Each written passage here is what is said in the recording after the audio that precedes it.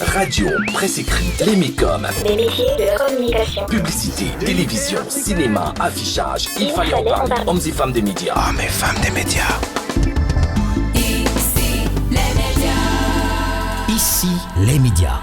Le magazine des médias africains. Sur l'ensemble du continent, recevez nos sincères salutations. Le moment est arrivé de nous consacrer uniquement aux médias. Ici les médias, voici les sommaires. Consommation des médias en Afrique, une étude réalisée en Côte d'Ivoire dévoile ce que regardent nos enfants à la télévision. À l'initiative d'un opérateur de télédistribution, l'enquête sur le terrain a été menée du 19 au 25 janvier 2017 auprès d'un échantillon d'enfants âgés de 4 à 10 ans.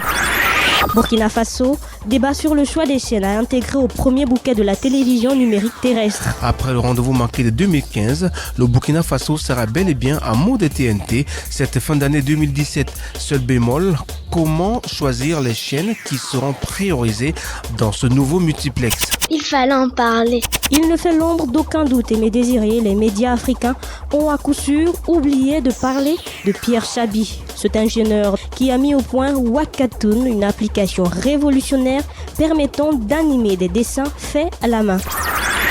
Tunisie, la télévision publique interpellée sur le respect de la déontologie. Cette mise en demeure survient après une décision entre le ministre du Développement qui le taxait de corrompu. Les mécoms. Qu'est-ce qu'un opérateur synthétiseur? En quoi consiste le métier d'opérateur synthétiseur? Dont les métiers de la communication, vous aurez les explications de Cédric Tachago. Est-ce que vous sentez salué, Cédric? Bien évidemment, je me sens salué. Bonjour, merci. Bonjour Aimé Désiré. Passionné des médias, c'est ici les médias. Ici les médias. Le magazine des médias africains. Ouvrons cette édition consacrée à la télévision par la consommation des médias en Afrique. Une étude réalisée en Côte d'Ivoire dévoile ce que regardent nos enfants à la télévision. Philomène Dussi. Ici, les médias. Cette étude est en effet présentée comme la toute première sur l'audience télévision des enfants en Afrique francophone. Elle a été effectivement réalisée en Côte d'Ivoire, à Abidjan, auprès de 417 enfants âgés de 4 à 10 ans résidant dans un foyer abonné Canal, apparié sur le sexe et l'âge. Les interviews des enfants ont été réalisées en présence d'un adulte.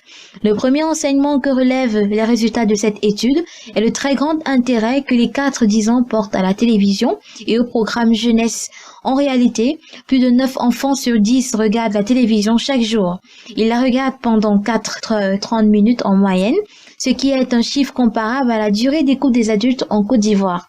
L'écoute des enfants est collective et la plupart du temps avec d'autres enfants. L'étude apprend également que la consommation de la télévision est très forte en fin de matinée et en fin d'après-midi à la sortie de l'école. 75% de la télévision, de la consommation télévisuelle des enfants est dédiée à l'écoute des chaînes de jeunesse. Par ailleurs, les programmes préférés des enfants sont extrêmement différents que l'on soit fille ou garçon. Néanmoins, les dessins animés font l'unanimité. De la même façon, les chaînes les plus regardées varient en fonction des tranches d'âge. Piwi et Tiji, qui proposent une programmation exclusivement réservée aux plus petits, encadrent Gulli sur le podium des 4-6 ans. Par contre, sur les 7 à 10 ans, Gulli est la chaîne la plus regardée devant Piwi et Télétoon. Ici, les médias. C'était Philomène Dussi. Alors, ils sont tous avec nous, Edita Nefertiti, Ismaël Karim et Olivier Nkayu. Edita, bonjour. Bonjour Aimé Désiré et bonjour aux auditeurs d'ici les médias. Bonjour Ismaël.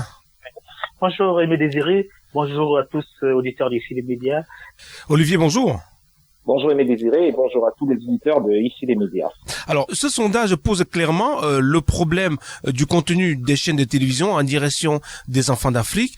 C'est un contenu dont les pays africains n'ont pas toujours le contrôle. Alors, Edita Nefertiti, à l'observation, que pensez-vous du contenu culturel qui est servi dans les médias pour les enfants en Afrique? Oui, mais Désiré, il faut savoir à la base qu'un dessin animé a un double objet de divertissement et un objectif d'éducation. C'est donc un outil éducatif qui participe à forger le caractère de l'enfant, parce qu'un enfant, ça passe pas son temps devant la télé, devant un dessin animé. Il construit son caractère, il exacerbe ses peurs ou ses forces. Donc c'est pas fortuit. Il faut pas croire qu'un dessin animé c'est innocent. Parce qu'un enfant s'identifie en général à son personnage préféré, au héros qu'il qui le fascine et parfois qui le fascine plus que ses parents. Donc, laisser son enfant devant la télé et normalement devant un dessin animé ne doit pas être quelque chose d'anodin. Les parents devraient prendre conscience que laisser son enfant devant la télé, c'est aussi l'éduquer. Et il peut arriver, et très souvent, dans ces programmations télévisuelles ne traduisent pas toujours le contenu. Le contenu n'est pas toujours ce que les parents, eux, désirent pour l'éducation de leurs enfants. Parce qu'ils véhiculent des sentiments, ils peuvent véhiculer une vision du monde qui est différente de la réalité en Afrique. On parle de l'homosexualité, oui, dans les dessins animés, il y a subtilement cette représentation miniaturisée de petites formes de cette orientation sexuelle. Et d'ailleurs, la prochaine sortie de Walt Disney, La Belle et la Bête, va démontrer clairement un personnage homosexuel. Donc ça, c'est un exemple. L'homosexualité, c'est un exemple d'éléments culturels qui ne sied pas toujours à ce que le quotidien africain ou que les mœurs africaines acceptent et qui peuvent être traduits dans les dessins animés. Ça, c'est un exemple, mais il y a plein d'autres exemples qu'on peut retrouver dans le dessin animé. C'est aussi une transmission culturelle. Il faut faire attention, les parents doivent être vigilants sur le contenu qui est servi et ne pas laisser leurs enfants devant la télé, devant les dessins animés, comme si c'était juste un sujet de divertissement tout à fait anodin. Ismaël est avec nous. Et Ismaël, vous êtes à Paris. Tout à l'heure, Edita évoquait justement, qu'est-ce qu'on peut faire pour protéger les enfants de cette exposition? Ah oui, mais Désiré, je dois dire quand même que c'est un petit peu compliqué à partir du moment où chez nous, on aime bien dire que le monde est devenu un petit village planétaire et que la mondialisation a pris le devant des choses, alors que chez nous, on fait pas très attention à ce que l'enfant regarde la télévision étant considérée comme un objet de distraction. La chose que je peux proposer, on apprenne à des personnes à consommer nos séries, les séries de chez nous. Au moins là, on se retrouve un petit peu. Là, on pourrait mieux se comprendre. Mais à un moment où on a toujours le souci d'ailleurs d'aller copier ailleurs, d'aller prendre ce qui se passe ailleurs, on a de fortes chances donc de tomber sur ce qu'on ne voulait pas voir et on se sent obligé de faire avec et que l'enfant grandit avec. À un moment donné, cela pourrait quand même nous être préjudiciable. Donc en fait, si on apprend un petit peu à consommer les choses de chez nous, je crois que là, on réussira donc à tirer notre épingle du jeu. Olivier, Ismaël pose le problème du contenu propre à l'Afrique. Lorsqu'on jette un coup d'œil rapide sur le contenu des dessins animés, que ce soit les jeux destinés aux enfants, la quantité de dessins animés produits en Afrique, c'est presque inexistante. Est-ce que nos gouvernants, nos autorités, nos hommes d'affaires ne devraient pas se retourner vers ces contenus-là? Alors, avant de répondre à votre question, je voudrais dire que j'ai un petit problème avec l'étude en elle-même. C'est une étude qui est menée par Canal+, en plus qui est menée en Côte d'Ivoire. Mais vous remarquerez bien que l'étude porte le nom, se généralise sur l'Afrique. Oui, c'est une étude inductive, hein. C'est-à-dire on part du particulier au général. Voilà. Donc j'ai déjà un problème avec ça. Et il faut savoir que en Afrique, on a un problème parce que dans l'étude, on dit que les enfants, le temps moyen que les enfants passent devant la télévision est de 4h30. Et connaissant bien l'Afrique dans sa globalité, je vois très mal les enfants en train de passer 4h30 devant la télévision, même si on décompte le temps qu'ils passent à la télé le matin, et tout le temps qu'ils passent à la télé le soir. En tenant compte des jours de la semaine, sachant que en Afrique, les enfants ils n'ont pas le temps de regarder la télévision en semaine avant d'aller à l'école. Et puis quand ils sont rentrés le soir, on sait que ce sont les ménagères, donc les femmes qui prennent le relais avec tout ce que les séries, avec les séries que nous proposent les chaînes de télévision. Maintenant, pour revenir proprement à votre question, je pense que au niveau de l'Afrique, on propose déjà un contenu. Maintenant, le contenu n'est peut-être pas c'est l'offre du contenu qui est peut-être différente, parce que là, on parle des chaînes qui diffusent des dessins animés essentiellement. Et effectivement, quand ce sont les dessins animés, on peut faire passer toutes sortes de messages subliminaux. Aujourd'hui, les jeunes enfants qui regardent la télévision s'identifient à tous ces héros qui regardent dans cette fiction d'ailleurs.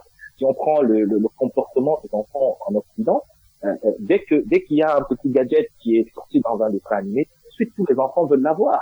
Mais en Afrique, nos télévisions nationales, souvenons-nous, proposent des programmes pour enfants où les enfants sont acteurs. Et là, c'est encore plus intéressant.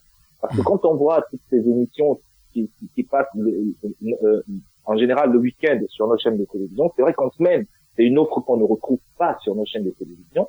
En revanche, en semaine, on trouve ce genre d'émissions télé où il y a des jeunes qui sont acteurs, qui font des chants, des récitations. Donc, il y a une offre. Maintenant, il faut faire la concurrence à ce que proposent les Occidentaux. Oui. Là, c'est beaucoup plus compliqué parce qu'il faut à ce moment-là faire appel à des investisseurs, à des bailleurs de fonds qui peuvent investir. Mais attention, les Africains qui peuvent investir. Oui. Et Edita, vous avez fait une autre expérience avec les mangas, puisque les mangas sont produits au Japon, en langue japonaise. Alors, quand ces mangas arrivent pour avoir accès au territoire francophone, ces mangas passent par d'autres studios de traduction. Alors, vous nous dites qu'il y a des scènes qu'on supprimerait, Edita? Oui, bien sûr. En fait, c'est une politique de protection aussi, suivant l'orientation qu'on veut donner à la politique culturelle d'un pays. Alors, dans l'espace francophone, je veux dire, quand le produit part du Japon, il y a certaines réalités qui correspondent pas forcément s'il arrive en France ou aux États-Unis ou je sais pas dans quel autre pays européen. Il y a un passage au tamis pour que le dessin corresponde plus ou moins aux valeurs du pays destiné. Et j'imagine bien que un manga comme Sailor Moon, je prends l'exemple de Sailor Moon, qui regroupe une bande de filles, de jeunes filles qui sont amies. Lorsque ce dessin animé est diffusé en Europe, je crois que c'est la même diffusion qui est faite en Afrique, la bande de filles, c'est des amies. Mais à l'origine, ce sont des filles qui ont des attitudes lesbiennes entre elles. Au Japon, ça se conçoit très bien qu'elles sortent ensemble, mais ça a été transformé et ça vaut pour ce dessin animé-là comme beaucoup d'autres. Et même dans les films, dans les publicités, on le voit, il y a une transformation pour adapter au public cible. Et je pense que au niveau de l'Afrique, il n'y a pas encore cette politique de contrôle de ce qu'on veut sur le territoire, ce qu'on veut sur le continent, et que tout rentre, tout le monde peut faire passer tout et n'importe quoi sans qu'il y ait un contrôle. Il faut cette politique de choisir ce qu'on veut par rapport aux valeurs qu'on veut défendre. Ça vaut pour les dessins animés comme ça vaut pour beaucoup d'autres choses, que l'Afrique arrête d'être un peu la poubelle de tout le monde. Donc je reviens à vous, Ismaël. Lorsqu'une image est dédiée à nos enfants, il faut faire très attention. On a vu des enfants qui imitent des scènes qu'ils ont regardées à la télévision. L'image en question est choquante où deux garçons essaient donc de s'amouracher et pour le regard d'un adulte, c'est-à-dire qu'un adulte qui filme les enfants sont conscients d'être filmés. Je veux dire des pareilles images. Et les enfants devaient avoir quel âge apparemment? Ils doivent avoir entre 3 ans et 4 ans. Et du même sexe, s'il vous plaît. Juste dire quand même que c'est des choses qu'on n'apprécie pas et que vraiment on devrait tout faire pour être vigilant vis-à-vis des enfants. Alors, pour sortir de cette discussion, nous sommes à l'approche des vacances et les enfants vont certainement se retrouver à la maison tout seuls sans parents et ils seront devant la télévision. Edita, on va y aller avec vous. Qu'est-ce que les parents peuvent faire pour protéger les enfants de tout ce qui vient de la télévision et dont ils ne souhaitent pas que l'enfant soit exposé? C'est le racisme, c'est le sexisme, c'est le nazisme, comme on le disait autrefois, c'est l'homosexualité, c'est le lesbianisme et tout ça. Mais il faut déjà que les parents comprennent que tout ce qui passe à la télé n'est pas bon, mais je pense que ça, ils l'ont compris. Mais surtout que tous les dessins animés ne sont pas destinés aux enfants. Ou alors, il y a des tranches d'âge suivant les dessins animés. Il y a des dessins animés destinés à des enfants suivant les tranches d'âge. Donc, il faut être vigilant devant ce sur quoi on laisse les enfants. Et la deuxième chose, c'est qu'il faut savoir, même quand c'est un dessin animé qui est écrit pour les enfants de 4 ans, il faut savoir ce qui est de contenu. Il faut pas se dire, bon, c'est innocent, on va mettre l'enfant devant et puis on va le laisser. Il faut savoir. Moi, je dis que le parent doit regarder le dessin avec l'enfant. Il doit savoir ce qu'il propose à son enfant. Et puis, il n'y a pas qu'à la télé que l'enfant se forme. Il y a des activités à l'extérieur. L'enfant peut faire du sport, il peut lire, il peut faire plein de choses qui vont autant l'édifier et le distraire que se mettre devant un dessin animé qui peut-être n'est pas ce que le parent voudrait qu'il ait comme éducation, qu'il veut donner comme orientation à l'éducation de son enfant. Alors, Edita Nefertiti, je vous remercie. Merci à vous, Aimé Désiré, et merci aux auditeurs de rester toujours fidèles à nos émissions. C'était Edita Nefertiti, notre correspondante à Washington. C'est aux États-Unis. Ismaël Karim. Oui, Aimé Désiré, je pense que pour moi, je suis de ceux qui prônent, qui n'est pas que prôner de la vigilance. C'est le gouvernement doit être un petit peu difficile envers ces chaînes de télévision qui diffusent ça, et à partir de cet instant, je crois qu'en réalité, on peut sauver beaucoup de monde. Merci Ismaël Karim, merci. C'est moi qui vous remercie, et à la semaine prochaine pour de prochains termes. C'était Ismaël Karim, notre correspondant à Paris, c'est en France.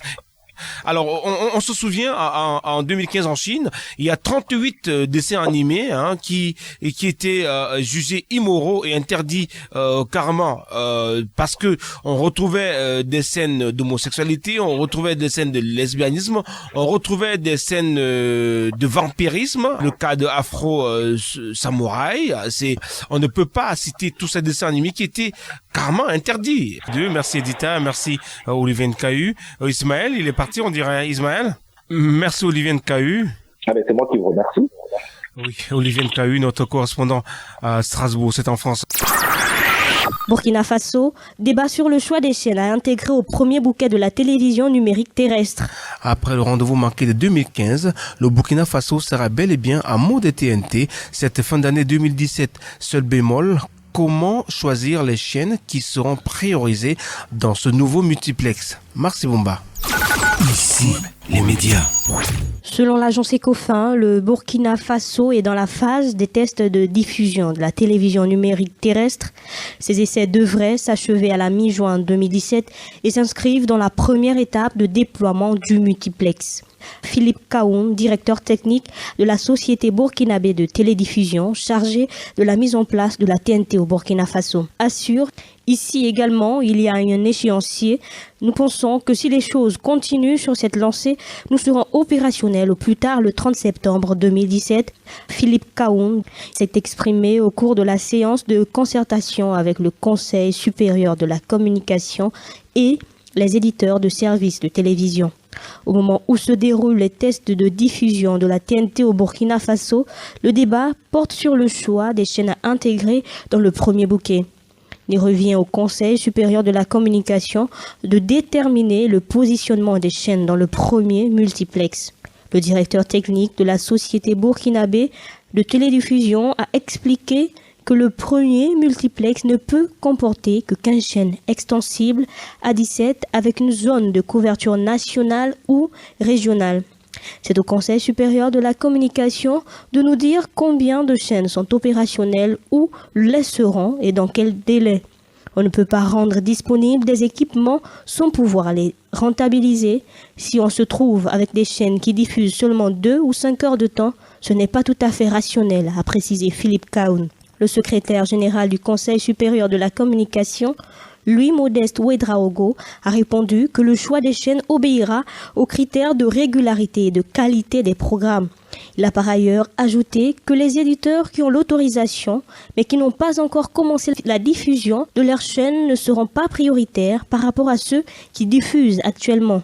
Une enquête publique a été lancée pour connaître la perception téléspectateurs de chacune des chaînes, ce qui permettra au Conseil supérieur de la communication d'apprécier, de donner à la société burkinabé de télédiffusion la liste des chaînes à prioriser sur le premier multiplex. Ici, les médias. C'était Merci Bomba. Alors, il est avec nous, Cédric Tachago. Bonjour. Bonjour Aimé Désiré. Et bonjour à tous les auditeurs d'ici les médias. Alors, Cédric, faire un choix qualitatif et même quantitatif des chaînes à mettre dans le premier bouquet de la TNT au Burkina, que vous dit cette stratégie burkinabé?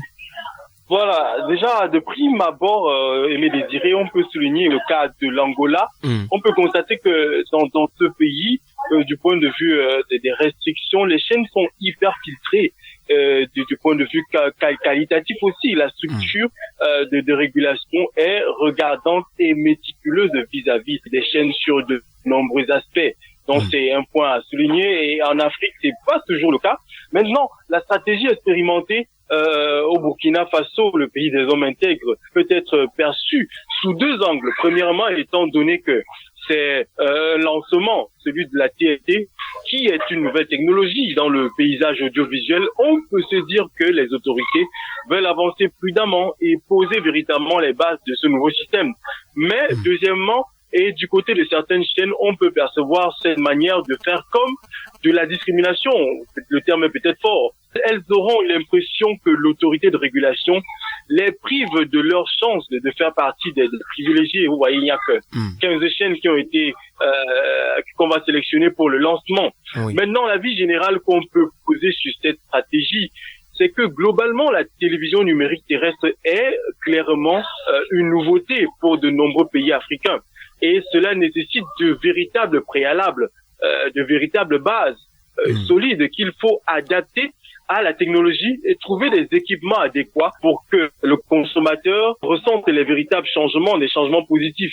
Hélas, en Afrique, ça traîne et les échéances ne sont pas toujours respectées. Donc, on peut constater globalement qu'il y a un souci dans l'implémentation de cette nouvelle stratégie. Mais globalement, on se dit que l'accompagnement pour les arrimer à la nouvelle technologie et les intégrer dans cette nouvelle manière de fonctionner, car il faut dire que la TNT regorge beaucoup d'avantages. Il est temps que les pays africains s'arriment à cette nouvelle manière de faire et se mettent véritablement au pas. Merci Cédric Tachago, merci d'avoir répondu aux questions du Télémédia. Ne partez pas, je vous en prie Cédric. D'accord, je reste en ligne, Mehdi. Ouais. Alors, on dirait que vous êtes en famille là. Oh, ouais, grosse ambiance familiale.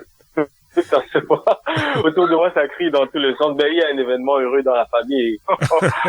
Il fallait en parler. Il fallait en parler. Il ne fait l'ombre d'aucun doute, Aimé Désiré, les médias africains ont à coup sûr oublié de parler de Pierre Chabi, cet ingénieur qui a mis au point Wakatoon, une application révolutionnaire permettant d'animer des dessins faits à la main. Philomène Ducy. De nombreux enfants passent beaucoup de temps devant les écrans, mais ils passent très peu de temps à créer avec ces écrans. Voilà un peu résumé le constat qui a poussé Pierrick Chabi à développer l'application Wakatoon. Alors, Wakatoon, c'est la contraction de Wake a Toon, littéralement réveiller un personnage de dessin animé. Plus concrètement, Wakatoon, c'est une technologie que j'ai créée pour permettre aux enfants de transformer un dessin colorié en film d'animation personnalisé. Comment ça marche? C'est très simple. Donc il y a des livres compatibles avec la technologie Wakatoon qui sont en librairie, comme des livres de coloriage classiques, sauf qu'ils ont cette touche magique qui est que une fois les pages coloriées avec des crayons de couleur et des feutres, l'enfant ou les parents prennent en photo le dessin avec l'application Wakatoon et le dessin se voit transformé en film d'animation personnalisé donc aux couleurs et graphismes produits par l'utilisateur. Les livres dont parle l'ingénieur en technologie de l'information et de la communication ont été mis à la disposition du public grâce à des fonds récoltés par crowdfunding. Alors, Wakatoon, effectivement, a fait l'objet d'une campagne de crowdfunding que j'ai menée avec Claire Failly, qui est une auteure. Et donc, ensemble, on a lancé une campagne de crowdfunding pour financer la création du premier livre qui utilise la technologie. Ce premier livre s'appelle Le Cahier de dessin animé et donc il est en vente en librairie. La technologie a été lancée début 2015 et moins de 2 mois après sa sortie, elle connaissait déjà un beau succès auprès des parents, des enfants et des libraires. Le cahier avec lequel fonctionne l'application a dépassé au cours de cette période le seuil de 15 000 exemplaires vendus.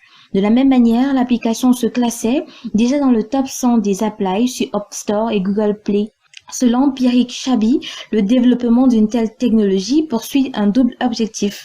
Il y a plusieurs objectifs en fait en lançant une technologie pareille et des livres qui l'utilisent. C'est d'une part de donner un second souffle en fait au livre sans le remplacer. C'est une façon de montrer qu'on peut réinventer le livre pour qu'il garde sa place, qu'il reste dans la course avec les autres outils et les autres supports.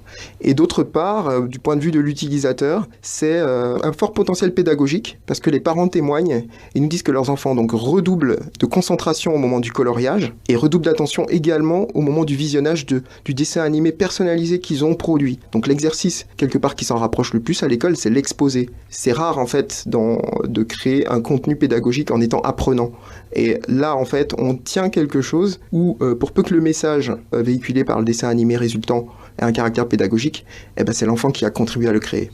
La start-up Wakatoon prévoit de s'agrandir assez rapidement. À court terme, le projet de Pierrick Chabi est de rendre le cahier connecté du dessin animé disponible au Bénin. Merci Philomène. Ici les médias. Tunisie, la télévision publique interpellée sur le respect de la déontologie. Cette mise en demeure survient après une décision entre le ministre du Développement qui le taxait de corrompu Karine Mambou. Ici, les médias. Aimé Désiré, une mise en demeure a été adressée ce 8 mai 2017 à la chaîne de télévision publique tunisienne par la Haute Autorité indépendante de la communication audiovisuelle. Une plainte déposée contre la télévision nationale par le parti politique Affectounès matérialise la sommation. Le parti a réagi à l'émission Al-Watiniya Moubacher qui, le 3 avril 2017, avait reçu Yassine Brahim, le secrétaire général d'Affectounès, par ailleurs ministre du Développement, de l'Investissement et de la Coopération internationale. Au cours du programme télé, celui-ci s'était retrouvé en face d'un autre invité qui affirmait détenir des informations sur des présomptions de corruption au ministère du Développement. Le ministre avait fini par quitter le plateau de télévision après son refus de répondre aux accusations portées par son vis-à-vis. Sans compter le désaccord avec l'animatrice de l'émission, au lendemain de cet incident, disons-le, le parti avait saisi la Haute Autorité indépendante de la communication audiovisuelle expliquant que Yassine Brahim avait été piégé car il n'était ni informé ni préparé à répondre à de pareilles accusations. Au vu des faits, la Haute Autorité indépendante de la communication audiovisuelle a appelé la télévision publique au respect de la déontologie. La mise en demeure est adressée au président directeur général de l'établissement de la télévision tunisienne. Karine Mambou depuis Johannesburg, puis ici les médias. Ici, les médias. Les métiers de la communication. Qu'est-ce qu'un opérateur synthétiseur? En quoi consiste le métier d'opérateur synthétiseur dans les métiers de la communication? Voici les explications de Cédric Tachago. Graphiste de l'image télévisuelle et parfois cinématographique, l'opérateur synthétiseur effectue des missions de mise en forme, de calibrage, d'incrustation de textes et d'informations. Il aide le téléspectateur à identifier et à décrypter ce qui est vu à l'écran en insérant tous les éléments d'habillage qui passent à l'antenne. Sans lui, les images qui défilent à l'écran manqueraient de clarté. Les textes qu'il insère permettent de lever toute ambiguïté. C'est donc grâce à ce dernier qu'on peut voir s'afficher le nom des protagonistes, les caractéristiques des intervenants, les schémas nécessaires à la compréhension d'une information, les indications de date, de lieu ou encore les génériques des programmes. En accord avec la rédaction, la production et la réalisation des émissions dont il a la charge, il intervient notamment lors des journaux télévisés, des programmes de divertissement ou encore des débats, surtout en direct, mais parfois en différé. Ce professionnel doit respecter à tout moment la charte graphique de l'antenne et du programme auquel il est affecté et intervient sur le choix des polices de caractère, des types de déroulants, voire effectue quelques éléments de trucage, comme des incrustations d'éléments sur fond vert par exemple. L'opérateur synthétiseur est en charge de la matérialisation des sous-titres de traduction lorsque celle-ci n'est pas assurée en voix off, ce qui lui demande efficacité et précision. Il est en charge de l'habillage graphique du programme qui comprend les génériques de début et de fin qu'il crée et conçoit en accord avec les équipes de production, de réalisation et de rédaction tout en respectant la charte graphique du programme concerné et de la chaîne. Doté d'une excellente maîtrise des logiciels de traitement de l'image tels que Visual, Dalet ou encore Orad, il doit en outre faire preuve d'un sens artistique et créatif certain et aimer travailler en équipe. Parfois soumis à des situations inattendues voire extraordinaires, sa gestion du stress est excellente ainsi que sa réactivité.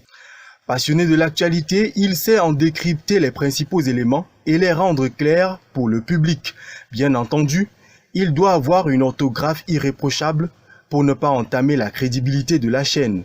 L'opérateur synthétiseur travaille généralement pour des sociétés de production audiovisuelle spécialisées dans la télévision ou la publicité. L'essor des chaînes d'information en direct telles que Africa 24 et Sika TV a accru les besoins en opérateurs synthétiseurs de qualité. D'autre part, le cinéma peut faire appel à ses compétences pour réaliser génériques et sous-titres. Ainsi, les métiers de la communication étant divers et variés, à vous de tracer votre chemin. Maintenant que vous savez en quoi consiste le métier d'opérateur synthétiseur, à vous de prendre la bonne décision pour une meilleure intégration dans le monde de la communication. Ici, les médias. Le magazine des médias africains. Passionnés des médias, vous avez écouté cette autre édition d'Ici les médias. Soyez-en remerciés. L'équipe au grand complet, producteur Ada Production, coproducteur Radio Veritas au Cameroun, Record FM Gabon. Habillage, Nemrou Kwame. Prise de son, Emmanuel Akok au Cameroun. Nos correspondants Roland Djakou à Libreville au Gabon, Philomène Dussi, Cédric Tachago à Douala au Cameroun, Hélène Doubedji à Lomé au Togo, Karine Mambou à Johannesburg en Afrique du Sud, Teddy Patou à Rabat au Maroc, Olivier Nkayu à Strasbourg, Ismaël Karim à Paris en France, Edita Nefertiti à Washington aux États-Unis. Retrouvez ce programme sur notre page Facebook, ici les médias. Dans les studios de Record FM au Gabon, Marcy Boumba. Et dans les studios de Veritas au Cameroun, lui, Aimé Désiré Adoré. Passionné de médias, c'était ici les médias. Prenons rendez-vous sur votre radio.